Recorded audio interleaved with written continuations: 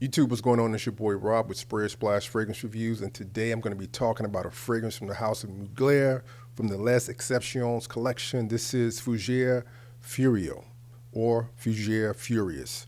If you're interested in finding out more about this fragrance, please stay tuned.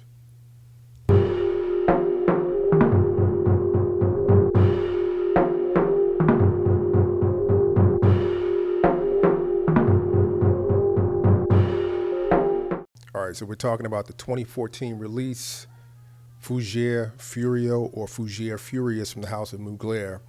And it is a modern Fougere. That's how I see it. It is green, it is herbal, a little spicy, hint of mint, but more of a mentholated,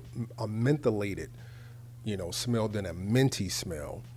And slight hint of sweetness.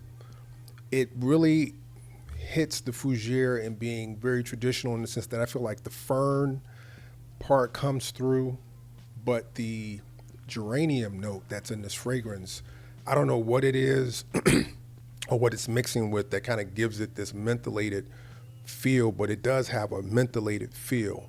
And, it's simple. It doesn't really have this huge transition. I think it kind of is more of a one-note style fragrance, even though I do believe it may vary on each individual skin. But I think it's well done. And being from the higher end of the Mugler collection, I do feel like at the retail price point, some people may have a problem with performance. Now, I don't really speak on performance that often because I feel like it depends on the person. But I'm going to speak on it in this instance in the sense that, to me, Fougere fragrances don't really behave the same way gourmand heavy fragrances or maybe patchouli heavy fragrances or even like animalic, fragrances that just have that extra something where it just seems like they're just pushing and pushing and pushing. For me, I really feel like Fougere fragrances push the hardest for like the first 30 minutes to maybe 45 minutes. And they don't push crazy. Maybe they push out maybe 2-3 feet max. And then I feel like you have this little 1 foot scent bubble that kind of exists around you. And it's more about the scent trail than projection, in my opinion, in my dealing with Fougere fragrances. So I think it's solid. A lot of guys wear Fougere fragrances at work, and because of the way it performs, I feel like it's a perfect fit for work. I think you may want to ask the question, is this a Fougere fragrance I need to have in my collection? And I've had this fragrance for about 3 or 4 months now, and I haven't really worn it a whole lot. I've worn it, but I haven't worn it a whole lot to where I know the ins and outs of the fragrance. And I really feel like it's key to know the ins and the outs of a fragrance before you can really give it a definitive stamp as far as how you rate it. But just based upon my experience thus far, I would say it's probably like a 3.75. I think it's done well. It's simple to where I feel like it's going to suit the needs of a lot of guys.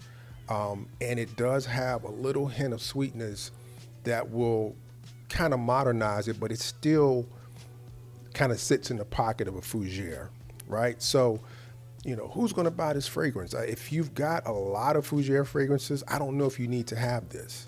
If you don't have any and maybe you're looking to add a few to your collection, maybe you write this down as one that you want to research and find more about, and then get a sample and maybe get a sample of a few. I really feel like you don't need more than 2 or 3 Fougere fragrances in your collection. I mean, I feel like that's more than enough. Mugler, in my opinion, did this fragrance well.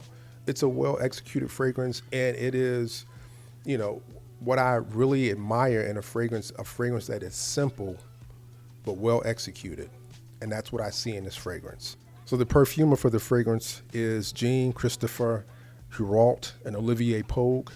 The notes are as follows. You've got herbal notes, fern, geranium, neroli, oak moss, coumarin, amber.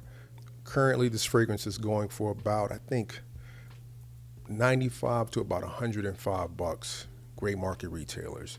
I believe it's on fragrancenet.com and also on fragrancebuy.ca. So two, stand-up gray market retailers that you can buy with confidence from. I have no association. I'm just sharing it with you guys because those are stores or outlets that I actually purchase from on a regular basis. If you have to pay retail, I would say don't. This is one you want to get great market.